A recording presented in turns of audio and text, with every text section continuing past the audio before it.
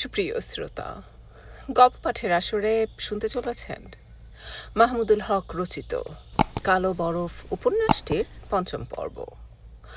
আমি ওয়ারা করিম, সাথে থাকুন।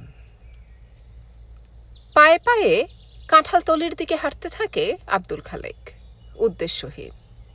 দু একটি ছাত্রের সঙ্গে দেখা হয়। স্যার, কোথায় চললেন জিজ্ঞেস করে কেউ কেউ। যাই দেখি। এর বেশি আর কিছু তার বলার দরকার হয় না। একটা বিশাল অশ্বত্থ গাছ আড়াআড়িভাবে পড়ে আছে। কোনো রকমে সে ডিঙিয়ে গেল। প্রথমে অবাক হলো, বিনা বৃষ্টি বাদলাতেই এমনভাবে গাছগাছড়ার হুমড়ি খেয়ে পড়া সে আর কখনো দেখেনি। খেয়াল করে দেখল গাছের গোড়াটা একেবারে ভোঁতা, শেকড় বাকড় নেই, খোয়া, পোকা খাওয়া। এই ভেবে কিছুটা অবাকও হলো। এতদিন তাহলে গাছটা খাড়া দাঁড়িয়েছিল কিভাবে?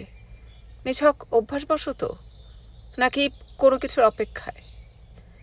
এ পথে যতবারই এসেছে চোখে পড়েছে গাছটা। কেমন যেন ছন্ন ছাড়া চেহারা ছিল, মন মরা।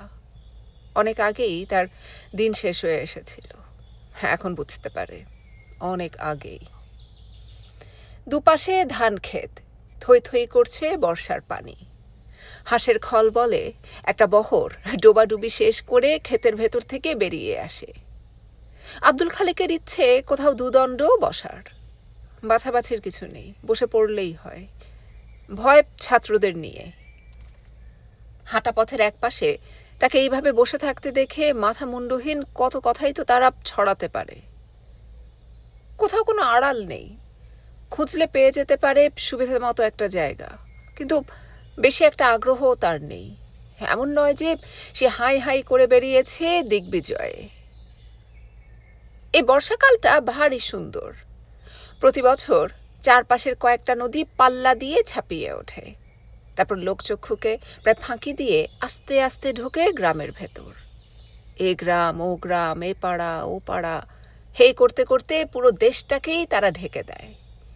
রুখু রুখু চেহারার গ্রামগুলো বন্য লাবণ্যে মায়াময় হয়ে ওঠে। আব্দুল খালেকের মনে হয় এর আগে কোনোদিন সে এত মনোযোগ দিয়ে এসব দেখেনি। আধ বোঝা চোখে অলস ঘুমের ভেতর তার দিন কেটেছে। এক একটা লোকের চেহারার দিকে তাকিয়ে তার এখন মনে হয় এরা জীবনের মুখোমুখি দাঁড়ানো মানুষ, হয়তো ক্লান্ত, ধসনামা, তবু অবিরাম যুদ্ধ করে চলেছে। ঘুমিয়ে ঘুমিয়ে স্তূপাকার করেছে নিজের জীবনকে। কাল ঘুম। চেষ্টা করলেও এখন আর দেহের জড় ভাঙে না। পাথরের মতো নিরেট। কি অনড় এই মর্মান্তিক অবসন্নতা। একটা মাছরাঙা গলা পানিতে নামা হিজলের ডালে গিয়ে বসল। এটা একটা সম্পর্ক। এই মুহূর্তে আব্দুল খালেকের তাই মনে হয়, অলিখিত। তবু যুগ যুগ ধরে এইভাবে চলে আসছে সব কিছু। না বসলেও চলে মাছরাঙার। একটা আধডোবা খাড়া কঞ্চির ওপর গিয়ে বসলেও তার উদ্দেশ্য সিদ্ধ হয়। তবু হিজলের একটা শাখা, গোছা গোছা পাতার মনোরম একটা আড়াল সে যখন বেছে নেয়, তখন এক ধরনের নির্ভরশীলতা সত্য হয়ে ওঠে। বড় ক্ষণিকের এই সম্পর্ক, তবু দিব্যকান্তি। রেখা টুকু, কেবল এইটুকুই তার সামনে। দৌড় দৌড়, লম্বা একটা দৌড়। তারপর সে পৌঁছেছে কেবল এইটুকুর সামনে। রেখা আমার বাড়িতে মানুষ, তার নিজের ভাষায় পরের বাড়িতে। মামির অবহেলা আর অত্যাচারে তার সমস্ত অতীত ছেঁড়া, টুকরো টুকরো, ফালা ফালা। নিজের মনকে তাই রংচটা তালি মারা ছাড়া অন্য কিছু সে ভাবতে পারল না কোনো দিন। রেখার ইচ্ছে ছিল মামিকে সে সব কিছু ফেরত দেবে। সব ঋণ, সব দেনা পাওনা সে একদিন কড়ায় ক্রান্তিতে শোধ করে দেবে। তার সব চিন্তাভাবনাকে সে এইভাবে ধারালো আর প্রতিশোধ উন্মুখ করে তুলেছিল। ফলে বিয়ের পরদিন থেকে এই একটা ব্যাপার আবিষ্কার করা তার পক্ষে অতি সহজ হয়ে পড়ে, যার নাম অক্ষমতা। যতই দিন গেছে এই অক্ষমতা তার কাছে আরও প্রকট, আরও নিরেট, আরও হীন হয়ে দেখা দিয়েছে। যতবারই সে পা বাড়াতে গেছে, আশাভঙ্গের যন্ত্রণা তাকে তার নিজের কাছেই ফিরিয়ে দিয়েছে ততবার। জীবনে এক ধরনের মার খাওয়া। আব্দুল খালেক মার খাওয়া রেখার ভেতরের দৈন্যদশার কথা ভেবে কষ্ট পেল। তার নিজের অপরাধও বড় একটা কম নয়, সে জানে। এমন কিছুই নেই তার কাছে জোর গলায় সে যার প্রতিশ্রুতি দিতে পারে। যদি বলা হয় হতোদ্যম, নৈরাশ্যপীড়িত, তারপরও কিছু বাকি থাকে। আজন্মকাল সে মাথা নিচু করে সব কিছু মেনে নেয়ার পক্ষপাতী। এইভাবে মেনে নিতে নিতে আজ সে একেবারে তলানিতে এসে ঠেকেছে। ইচ্ছে ছিল মাকে কাছে রাখার, কোনো দিন সামান্য কোনো আগ্রহ দেখালো না রেখা। কথাটা সোজাসুজি কখনো না তুললেও হাবে ভাবে সবসময় সে বুঝিয়ে এসেছে। রেখা হয়তো দেখে একটা পেট, তার নিজের কাছে একটা প্রাণ। কত রোগ, কত শোক, কত ঝড় বৃষ্টি না গেছে তার ওপর দিয়ে। রেখা তো আর সেসব কিছু দেখেনি। মাঝে মাঝে সে দুঃখ পেয়েছে, ভেবেছে এত অনীহা কেন রেখার, এত অশ্রদ্ধা কেন। ভেতর থেকে ভাঙা, যথাসর্বস্ব খোয়ানো, আর কখনো কারো কাছে যার কোনো দাবি নেই, এমন একটা নিরাপদ মানুষকেও রেখা একদিনের জন্যে ঠাঁই দিতে পারল না। কত তফাৎ! আব্দুল খালেক একটা বৌনা গাছের তলায় দাঁড়িয়ে এই কথা ভাবল। মা কি ছিল আর রেখা কি? মাকে কিভাবে দেখেছে সে, আর রেখাকে কিভাবে দেখছে। কাউকে কিছু না জানিয়ে, খুব গোপনে, টু শব্দটি না করে, হাসি মুখে কি অবিরল নিজেকে বিলিয়ে দিয়েছিল মা। সংসারের সামান্য একটা ফাটা পিরিচ, কিংবা ডাং ভাঙা কাপ, কিংবা ক্ষয় ধরা পেতুলের খুন্তির গায়েও চোখের পানি ছিল মার। এমন কিছুই ছিল না যার কোনো প্রয়োজন নেই, যা কখনো সংসারের কোনো কাজে লাগবে না। সব কিছু ছিল আদরের। পুরনো পাড় থেকে তোলার সামান্য যে পচা সুতো, তারও যে যত ছিল, তাতে জীবনের ভার অনেকখানি লাঘব হয়। তুচ্ছ কুটোগাছা থেকে হাতি, বেড়ি, খুন্তিরও অভিমান ছিল। তারাও বোধহয় মা বলে ডাকতে শিখেছিল। মনে হতো অপরাধী ঘটিবাটির কাছে, ঘরদোরের কাছে, বিছানা বালিশ লেপ তোষকের কাছে। সামান্য যে ফ্যান ফেলা গামলা, হাড়ি ধরা নেতা, ঘর পোছা নেতা, তিল তিল করে সে অপরাধের কথা তাদেরও বোধহয় একসময় জানা হয়ে যেত। সেই যে বছর উল্টো পাল্টা খুব ঝড় গেল, পুকুর পাড়ের বাতাবি নেবু গাছটা পড়ে যায়, টিন পড়ে সুখদেবের মার পা কেটে গিয়েছিল, রজনী ভ্যান্ডারির অমন জোয়ান মেয়েটা কলেরায় মারা যায়, মনি আমার কোলে এলো।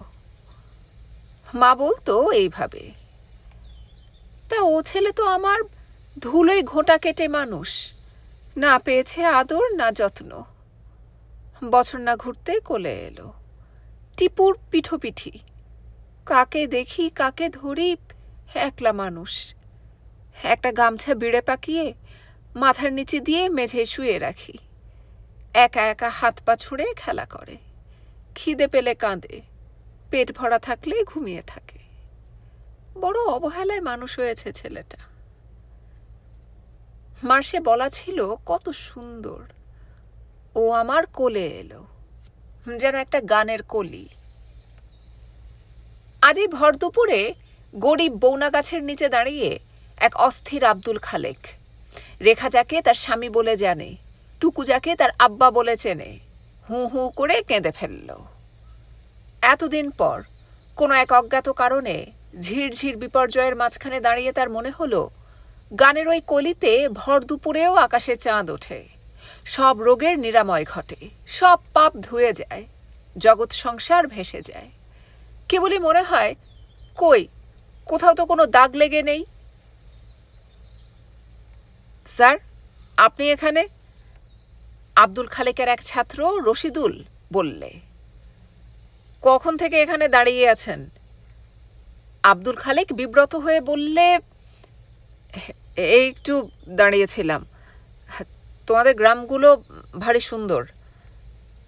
রশিদুল খুশি হয়ে হাত কচলে বললে, চলুন না স্যার একদিন আমাদের বাড়িতে, আপনাকে ঘুরে ঘুরে সব দেখাবো। তোমাকে নিয়ে একদিন বেরোবো। প্রায় ইচ্ছে হয় ঘুরে ঘুরে সব দেখি, হয়ে ওঠে না। আমাকে আগে থেকে বলে দেবেন, নৌকো ঠিক করে রাখবো। আব্দুল খালেক বললে, এবার ফিরতে হয়। রশিদুল বললে, আমি বাজার থেকে আসছি, ভাবি আপনাকে ডাকার জন্যে লোক পাঠিয়েছিলেন বাজারে, খুঁজছিল। তাহলে তো তাড়াতাড়ি ফিরতে হয়। রশিদুল বললে, আমি কিছু দূর এগিয়ে দেব? এই রোদে একা একা ফিরবেন? কোনো দরকার নেই। আব্দুল খালেক বললে, তুমি বরং বাড়ি যাও, এ আর কতটুকু পথ।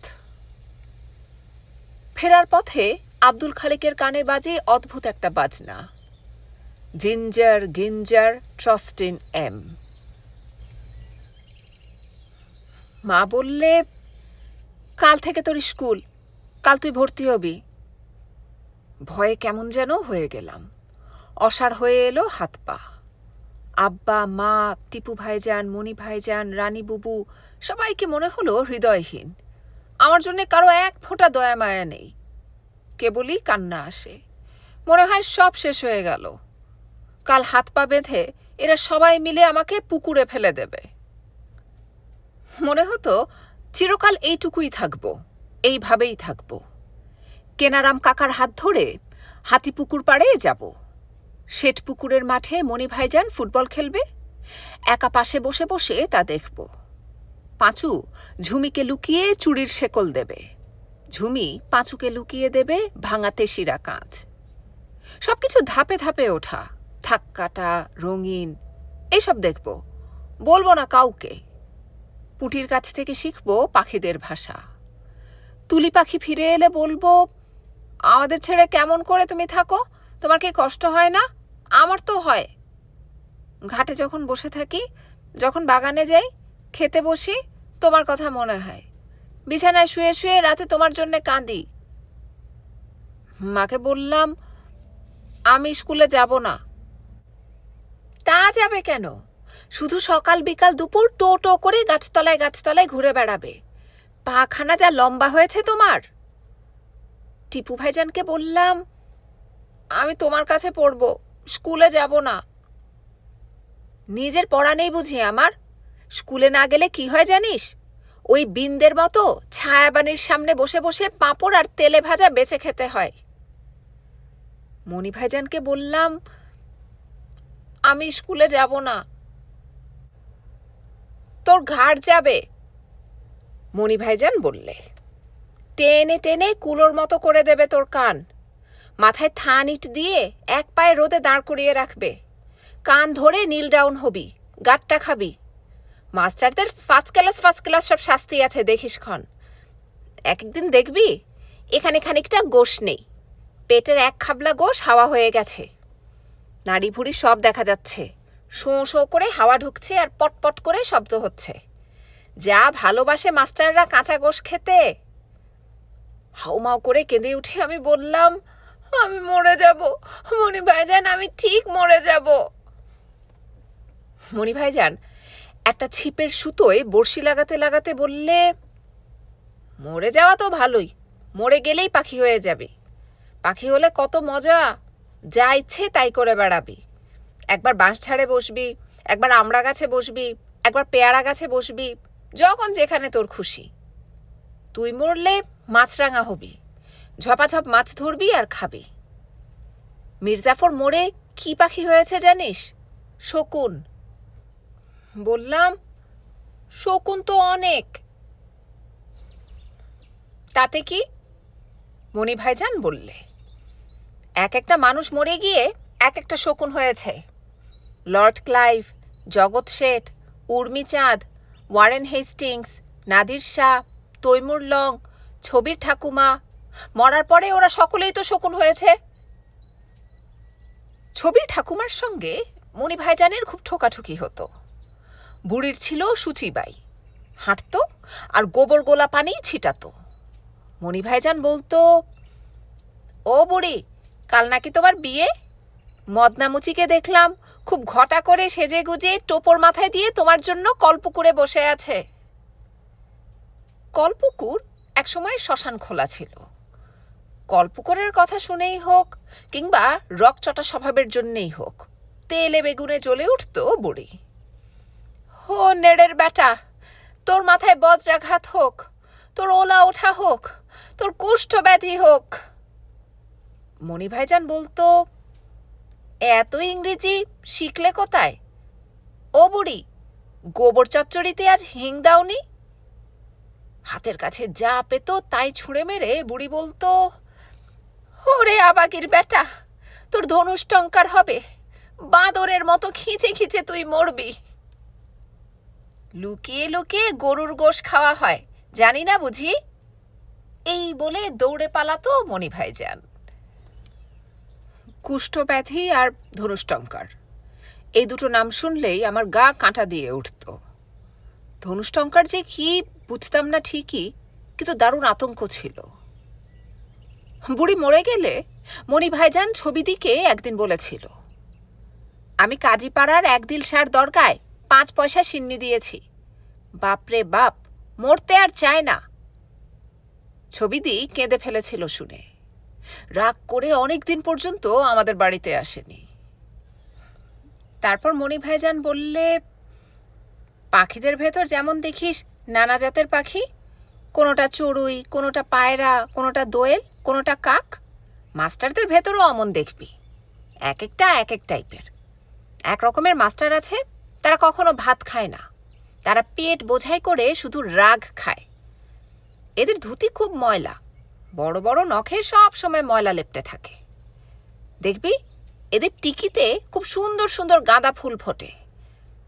এক এক জাতের মাস্টার আছে, তারা দেখতে ঠিক নাদা পেটা গণেশের মতো, সুঁড়ে পেঁচিয়ে হঠাৎ দেখবি তোকে তুলে নিয়ে গেছে।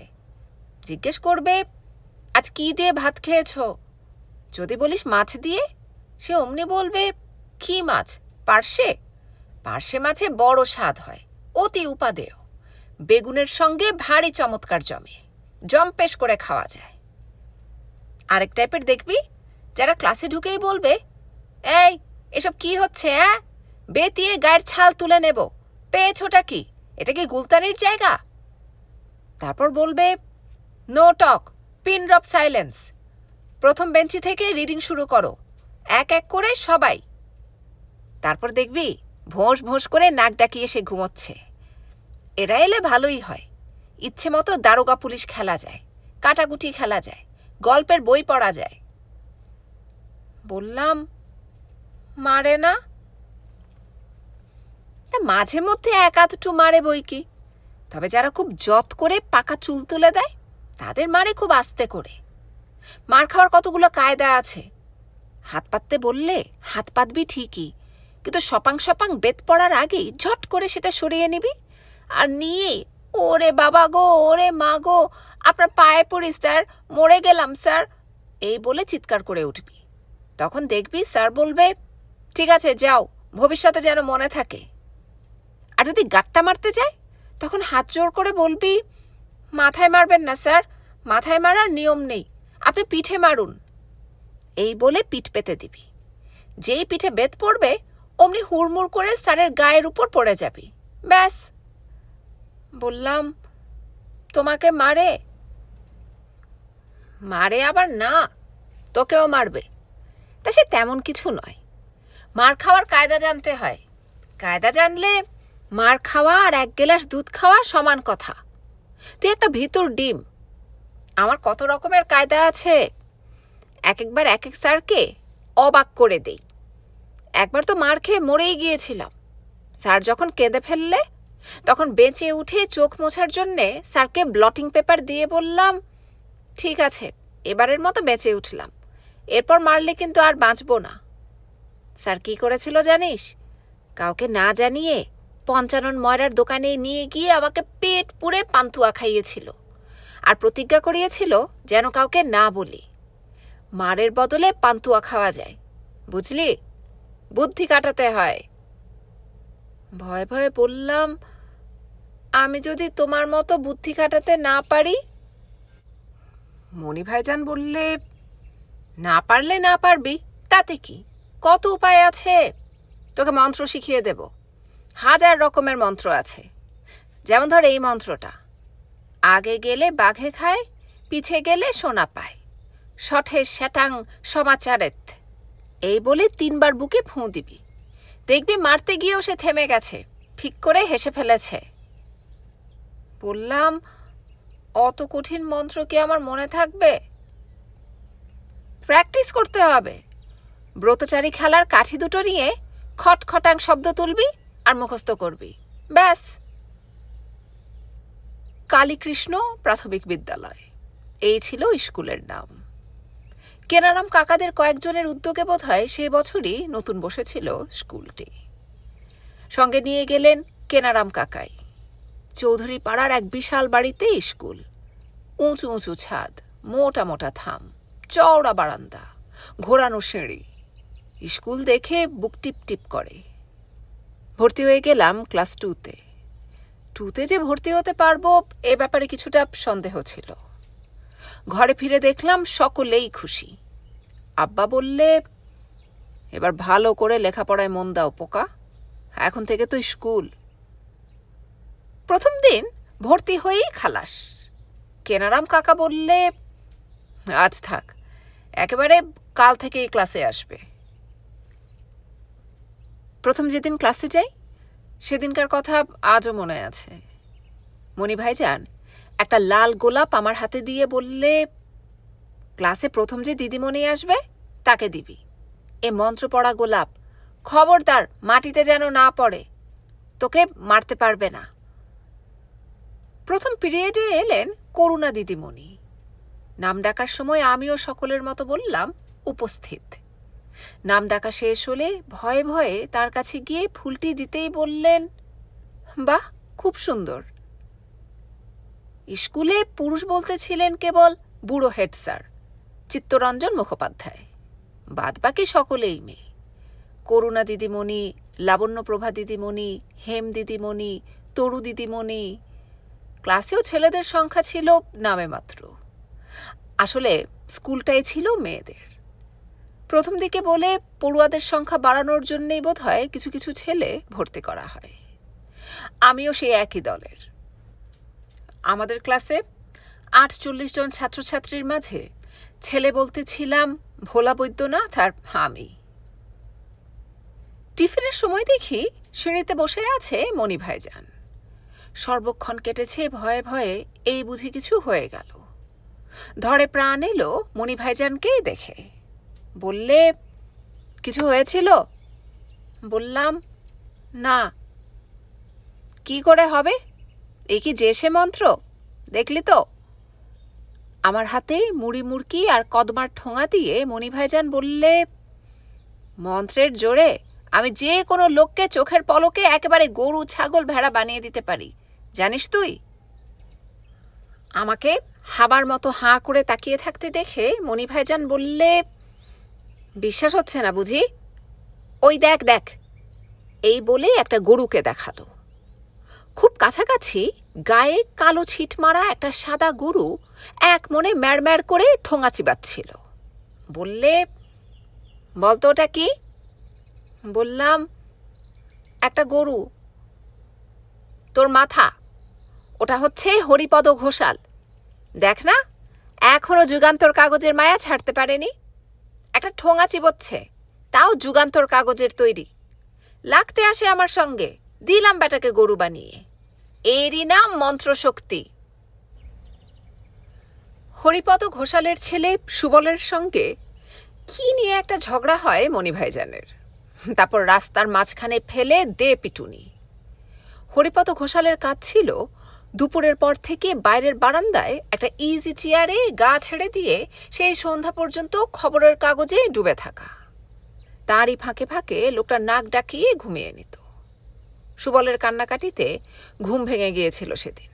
তারপর হাঁকাহাঁকি, চিল্লাচিল্লি, থানা পুলিশ, রাজ্যের হাঙ্গামা। মনে পড়ল বেশ কিছুদিন যাবৎ ঠিকই হরিপদ ঘোষালকে বারান্দার ইজি চেয়ারে বসতে দেখা যাচ্ছে না। কথাটা কি তাহলে সত্যি? ক্লাস ফেলে এসেছি, আমি চললাম, ছুটির পর সোজা বাড়ি যাবি, এই বলে মণি ভাইজান চলে যায়। প্রতিদিনই মণি ভাইজান একটা করে ফুলে মন্ত্র দিয়ে দিত। ফুল পেয়ে খুব খুশি হতেন করুণা দিদিমণি। মন্ত্রের কথা কখনো কাউকে আমি বলিনি, যদি তার গুণ নষ্ট হয়ে যায়।